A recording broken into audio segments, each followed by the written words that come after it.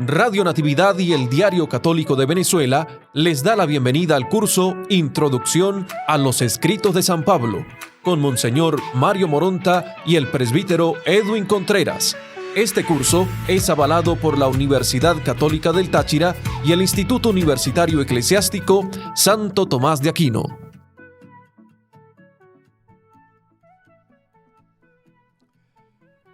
Un cariñoso saludo de nuevo con ustedes. Ahora seguimos esta aventura y nos vamos a introducir en una carta muy peculiar, la carta a los Efesios.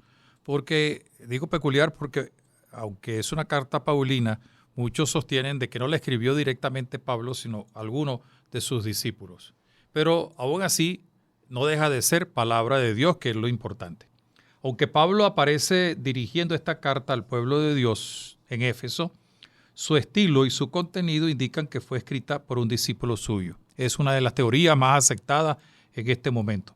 Más que noticias o consejos a una comunidad concreta, se trata de una meditación sobre el misterio de Cristo y de su iglesia, dirigida a la segunda generación de cristianos en Asia Menor. En este sentido, como lo veremos después cuando se hable de la carta a los Hebreos, que no es una carta paulina, aunque estrictamente, pero sí escrita por una escuela paulina. Lo mismo sucede aparentemente por lo que se ve en todos los textos de estudiosos de los últimos tiempos. La escribió alguien muy vinculado a Pablo, ciertamente. El autor sigue el pensamiento de Pablo, y más aún no hay que olvidar que Pablo estuvo 3 años largos viviendo en Éfeso. Habla de la iglesia como pueblo, como familia, como templo y morada de Dios. Y resume sus enseñanzas sobre la iglesia como cuerpo de Cristo. Al enfatizar que Dios es Padre de todos, da a la iglesia una dimensión universal con una misión hacia la humanidad entera. La carta, como lo podemos ver cuando la leemos con calma, tiene 3 elementos que caracterizan a la iglesia como cuerpo de Cristo. La iglesia es santa, la iglesia es una, y la iglesia es un misterio de extensión universal, por tanto cósmica. Cuando hablamos de cósmico, pues universal, está en todo el universo. La iglesia es santa porque nace de la elección de Dios, quien nos hace sus hijos y nos capacita para hacer del amor el centro de nuestra vida. Esto está en el capítulo 1 de la carta a los Efesios. Y al mismo tiempo requiere una conversión constante para que el amor crezca, que es lo que aparece en el capítulo 4.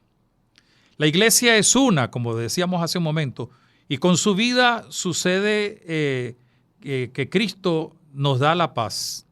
Pero a la vez es una que con una vida que se va realizando en las comunidades locales. Cristo es fuente de paz, de reconciliación y unidad, y existe un solo cuerpo, una sola esperanza, una sola fe, un solo Señor, porque uno solo es el bautismo y uno solo Dios. Esta unidad se mantiene viva en la pluralidad de los dones y misiones dados por el Espíritu Santo. Y por otra parte, la iglesia es un misterio de extensión universal y cósmica con Cristo con su cabeza. Vuelve al tema de Cristo cabeza, como ya lo vimos en la carta a los Colosenses y en cierto modo también en la carta a los Corintios. Esta iglesia está insertada en el plan salvador de Dios bajo la iniciativa del Padre. El Hijo realiza el plan de Dios y el Espíritu da a la iglesia los dones de Dios. Así Cristo y la iglesia forman una unidad inseparable y la iglesia continúa y lleva a la plenitud la redención de Cristo a lo largo de la historia. El capítulo 19 del libro de los Hechos nos habla de la larga estancia de Pablo que hemos mencionado en esta gran metrópoli consagrada al culto de Artemisa y célebre también por los ritos, los libros y las prácticas mágicas. Sobre la ciudad de Éfeso tenemos un dato importante. Según la tradición, allí habría vivido y pasado al cielo la Virgen María. Y de hecho la casa de Éfeso, la casa de la Virgen María, habría sido transportada por unos ángeles a Loreto, en Italia. Es una tradición que se mantiene. Sobre la estatua de Artemisa, que era el culto principal, allí aparecen los 12 signos del zodíaco para significar el dominio sobre las fuerzas del destino. Vuelve a surgir allí también el tema de las potencias que dirigen el curso de este mundo, los astros y los ángeles, y que preocupaba a los hombres de aquel tiempo. Para la biografía de Pablo hay que contemplar en el capítulo 19 de los Hechos, siempre con algunos datos de 1 y 2 Corintios, que aluden a los viajes intermedios del apóstol a Corinto y a la prueba que estuvo a punto de costarle la vida, que es sin duda la cautividad de la que nos habla la carta a los filipenses. Sin embargo, la lectura de Efesios nos sorprende por la ausencia de otros datos personales, a diferencia de las otras cartas. Se trata manifiestamente de una carta circular destinada a las comunidades del Asia Menor y conservada en Éfeso. Las observaciones hechas sobre el vocabulario y el estilo de los colosenses valen igualmente o quizás más para Efesios. Sin embargo, de la bendición inicial, capítulo 1, versículo 3 al 14, que constituye una sola frase prácticamente, nos encontramos a menudo con cascadas de palabras que enlazan o se enlazan entre unas con otras. En un estilo solemne de aire frecuentemente litúrgico, el autor asocia las palabras de 2 en 2 o de 3 en 3. Por ejemplo, santos y sin tacha, extranjeros y emigrantes, libertad de palabra y acceso a Cristo, sin cuidarse de la coherencia de las imágenes, por ejemplo, arraigados y fundamentados. Al mismo tiempo siguen siendo enigmáticas algunas expresiones que obligan a optar entre posibilidades diversas de interpretación. La publicación de los textos de Qumran han hecho posibles diferentes comparaciones. Sin que haya que exagerar, Efesios es la más cercana a los escritos de Qumran. Ahí, por ejemplo, aparece como en Qumran el concepto de misterio, que después va a tener una traducción desde el punto de vista litúrgico por sacramento. La importancia que también se le da a la predestinación divina. Esto aparece en los signos de Qumran. El texto relativo a la actividad maléfica de los príncipes del mundo, que tiene que ver con la regla de la guerra, así como el desarrollo sobre los hijos de la luz y el rechazo de las tinieblas, es un tema eminentemente qumránico. Lo mismo, las exhortaciones morales de Efesios corresponden a los testamentos de los 12 patriarcas, o no que correspondan, sino que pueden ser comparados con el testamento de los 12 patriarcas que se leían en Qumran. Pero la orientación de Efesios está en las antípodas de los escritos de Qumran, primero por su cristología, desarrollada dentro del surco de Colosenses, pero por otra parte por su universalismo, opuesto diametralmente al espíritu sectario de Qumran. Ahora no olvidemos, ya lo mencionamos en la última sesión, cómo San Pablo también desarrolla, crece, va profundizando también en su pensamiento, en su forma de pensar. Y también no podemos olvidar la influencia que, según muchos historiadores y investigadores, Pablo habría recibido de Qumran. Esto se nota sobre todo en el uso de algunas imágenes como ya la hemos visto. Hace algún tiempo también algunos autores han llamado la atención sobre el trasfondo gnóstico de varios pasajes de Efesios, especialmente lo que constituyen la oposición antes, después, con la espera escatológica, por la oposición cielo-tierra. Sin embargo, cuando uno investiga, se da cuenta que esa oposición en el antes y después, antes ustedes eran oscuridad y ahora son luz del mundo, después son la luz del mundo, no es exclusivo de los gnósticos. Eso tiene más bien su origen en los estudios rabínicos de Pablo o de los discípulos de Pablo a través de su maestro y del Antiguo Testamento. O sea, de manera que esto está muy en sintonía.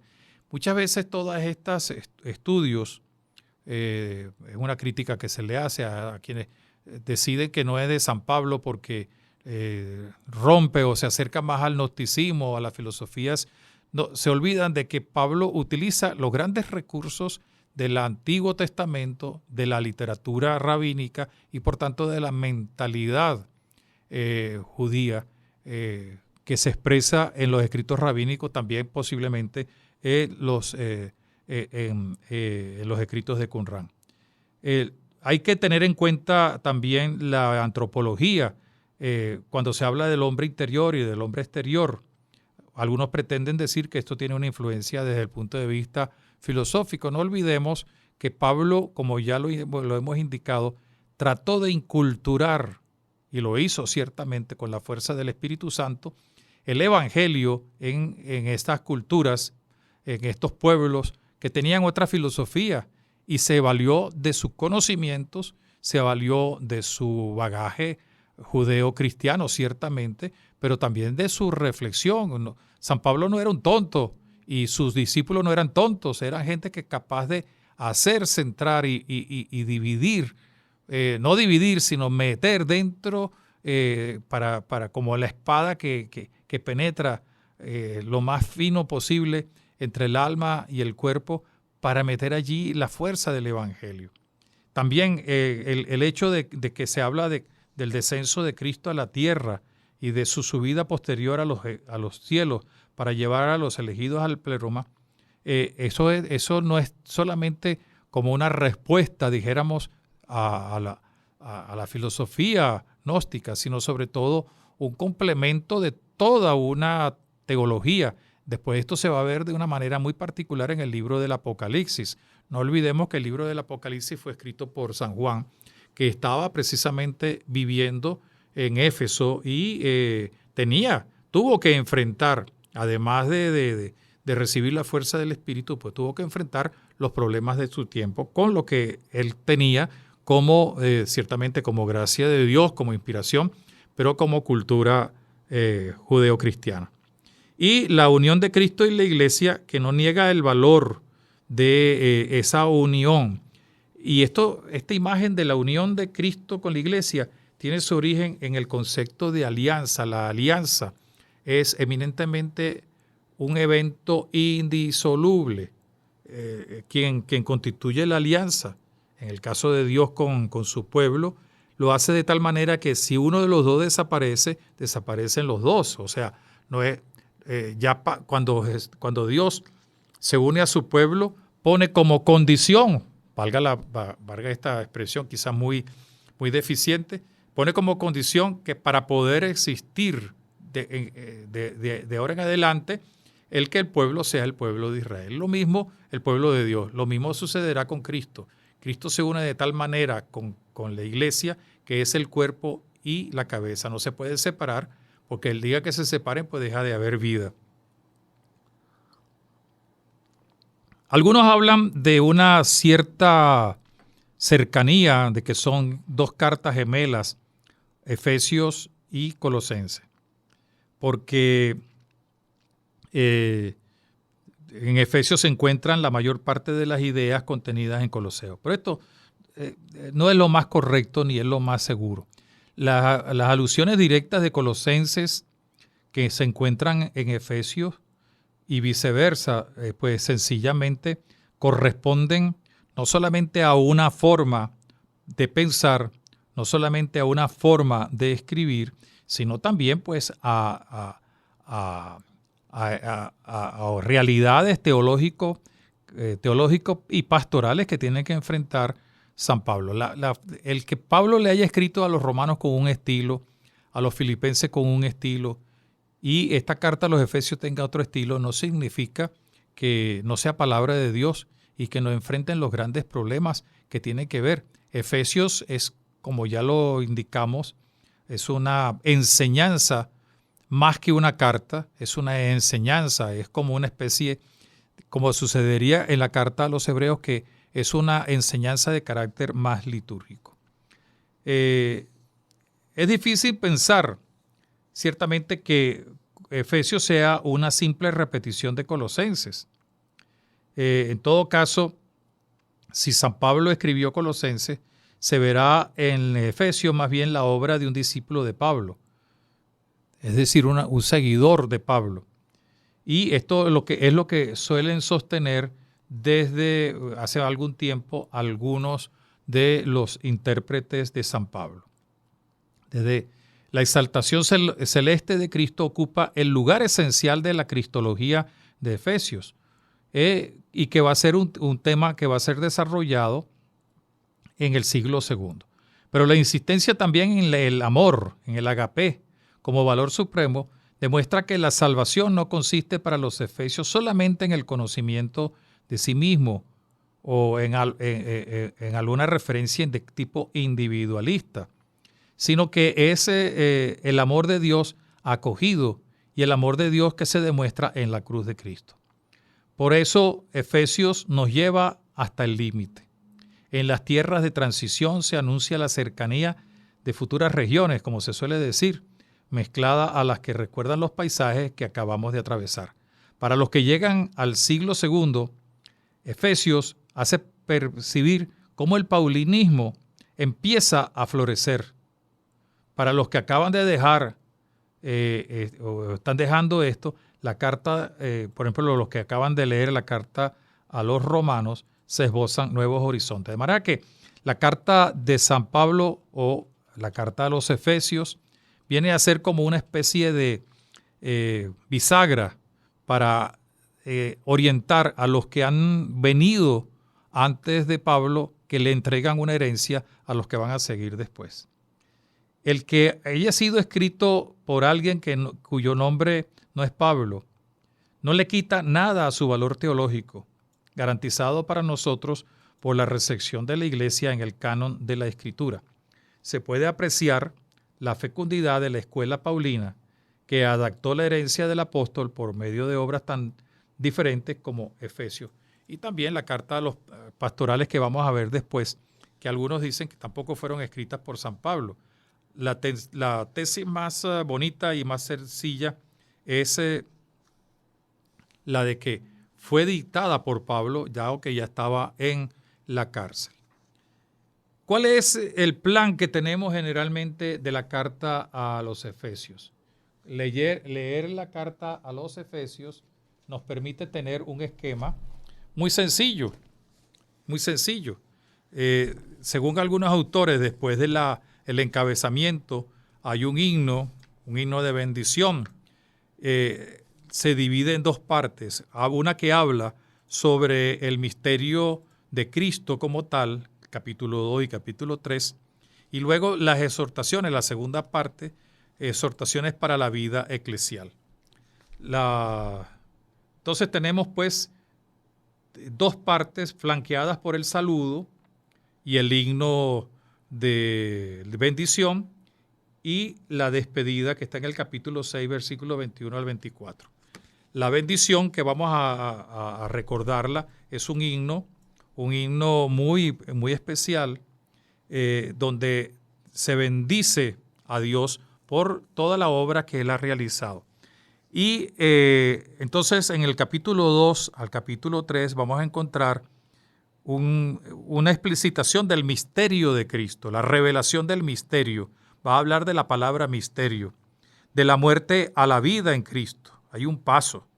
Cristo, que es nuestra paz, Cristo, que es el revelador del misterio, y Cristo, que es a la vez el gran modelo de la transformación que va a vivir el cristiano. Porque el hombre nuevo, del cual se reviste el cristiano por el bautismo y del cual se va a hacer mención en la segunda parte, es el mismo Cristo, hombre nuevo, que también se habla en el capítulo 2. Luego vienen en el capítulo 4 a 6, antes de las noticias finales y saludo final, las exhortaciones para la vida eclesial. Esto implica hablar de la unidad de la iglesia con la diversidad de ministerios. Las exigencias de la vida cristiana, que implican, como ya lo mencionamos, el paso del hombre viejo al hombre nuevo, de las tinieblas a la luz. Y esto, aunque algunos pretendan decir que es influencia desde el punto de vista de la filosofía gnóstica o de la filosofía del momento, también tiene sus raíces en la literatura del Antiguo Testamento y también su eco en la literatura rabínica. Ya lo dijimos a su debido momento. San Pablo fue un gran estudioso de la literatura rabínica, que es donde aparece sugerido interpretando a Ezequiel y interpretando a Jeremías, el término de hombre nuevo, no como algunos pretenden decir que es un invento del marxismo o del nazismo porque hablan de hombre nuevo como fruto pues de su ideología, pero tampoco es tan original de San Pablo porque lo utiliza el Antiguo Testamento, lo cristianiza San Pablo y lo vemos en esta carta a los Efesios, y también recibe la influencia sobre todo con el símbolo de la luz y con el símbolo de la novedad de los escritos rabínicos. Y luego habla de la comparación de Cristo, la iglesia, utilizando la imagen esponsal, la del matrimonio. Así como Cristo, como el hombre está unido a la mujer por el matrimonio, por el sacramento, por el misterio del matrimonio, así también Cristo está unido a la iglesia de una manera indisoluble, como la cabeza está unida al cuerpo. Y termina el capítulo 6, versículo 10 al 20 con algunas indicaciones del combate espiritual, para luego en los últimos versículos dar algunas noticias de carácter más, dijéramos, personal y, bueno, despedida. Una de las cosas importantes de esta carta, y quisiera mencionarla, es la profesión de fe en que hay un solo Dios que es Padre de todos, un solo Señor y un solo bautismo. Ya en la primera carta a los Corintios se escuchaba la proclamación del único Señor en relación con aquello del Shema Israel, escucha Israel, hay un solo Dios. Kyrios, la palabra Kyrios designa a Cristo en su gloria de resucitado, entronizado como el Señor del mundo. La fe confiesa la acción soberana de Dios que resucitó al Señor Jesús de entre los muertos y se expresa en el bautismo que incorpora al creyente en el cuerpo del único Señor. Por eso hay un solo bautismo, una sola fe, una sola iglesia, un solo Dios y Padre de todos. Y esto es importante porque es el fundamento de la unidad de la iglesia. Y esta unidad implica la diversidad de ministerios, la diversidad de servicios y la diversidad de carismas, pero esto no significa que se rompa la unidad. El género literario que utiliza pues, es sencillamente un género literario de carácter litúrgico. La unidad del cuerpo, la unidad de Cristo, la unidad de la iglesia es la que se celebra gracias a que hay un solo Señor, un solo Espíritu y una sola fe. Y también quisiera hacer mención de algo que es importante. Para evocar la iniciación cristiana, el autor utiliza un vocabulario muy original. Ustedes han aprendido a Cristo, es decir, han conocido a Cristo. Se refiere a una adquisición más de una persona, no tanto de un saber. Ustedes han entrado en contacto con una persona y por tanto, conocer a Cristo es revestirse de Cristo, como lo decía San Pablo en la carta a los Colosenses. Pero el hombre nuevo, revestido de Cristo, es ese vestido de Cristo que toman los creyentes, es el vestido del hombre nuevo. Ustedes se han revestido, ustedes han sido transformados. La tonalidad demuestra que no basta con haberse vestido de Cristo, sino haberse identificado con Él de todas maneras. No es una cosa de carácter, dijéramos, externo, sino que transforma. Y por eso se pasa de las tinieblas a la luz, lo cual implica un despertarse, un seguir, un asumir la luz como elemento propio del creyente. Y todo esto va a marcar no solamente la espiritualidad, sino también todo lo que significa la vida moral, la vida de las buenas obras que debe realizar el creyente. La carta a los Efesios, aunque sea una carta, como dicen la mayoría de los autores modernos, que dicen que no fue escrita por San Pablo, sin embargo tiene una gran presencia del estilo paulino y de la teología paulina. Sigue siendo palabra de Dios, y yo personalmente pienso que ciertamente pudo haber tenido alguna influencia de algún discípulo, pero es Pablo quien le inspira, porque Pablo es el gran artífice de la inculturación del Evangelio en zonas completamente diversas y utilizando los elementos de esas culturas nuevas con las culturas que él traería, pero sobre todo con la experiencia de Cristo el Señor. Les saludo cordialmente. Si tienen ustedes alguna indicación, alguna sugerencia, alguna pregunta, pueden dirigirse por intropablo@gmail.com, y cualquier otra información pueden acceder a la página www.diocesidesancristobal.online. Que Dios y la Santísima Virgen nos acompañen y que Cristo siga siendo para nosotros el que construye la paz, de la cual somos herederos para hacer la construcción en el mundo como hombres nuevos. Hasta la próxima. Que Dios nos bendiga. Curso Introducción a los Escritos de San Pablo.